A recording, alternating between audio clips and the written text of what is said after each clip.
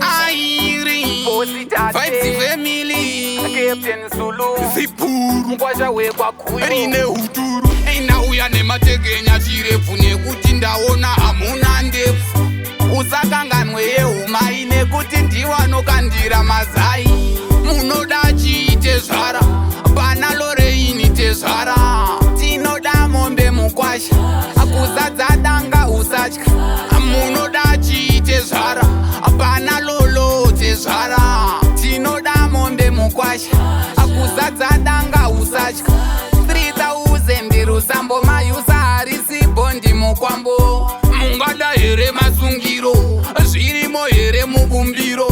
Panoda mari yendiro yakawanda imwe ndoisa mupiro Garai matora kapiro tonyora pasi toita kadudziro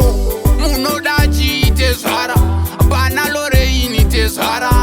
Tinoda mombe mukwasha Kuzadza danga usatya Munoda chiite zvara Pana lolo tezvara Tinoda mombe mukwasha Kuzadza danga usatya Ndanga ndauya kuzonzwa Musandikandira mumunzwa Wotitengera grosari Ukasadaro watiza mumochari Ndauya nemategenya chirefu nekuti ndaona hamuna ndefu Usakanganwe yehuma inekuti ndiwanokandira mazai Munoda chiite zvara Pana loreini tezvara Tinoda mombe mukwasha Kuzadza danga usatya Munoda chiite zvara Pana lolo tezvara Tinoda mombe mukwasha Kuzadza danga usatya 3000 rusambo mayusa harisi bondi mukwambo Mungada here masungiro Zvirimo here mubumbiro Panoda mari yendiro yakawanda imwe ndoisa mupiro Garai matora kapiro tonyora pasi toita kadudziro Munoda chiite zvara Pana loreini tezvara Tinoda mombe mukwasha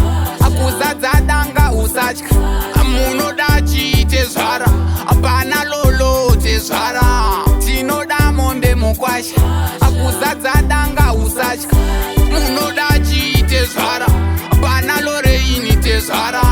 Tinoda mombe mukwasha Kuzadza danga usatya Munoda chiite zvara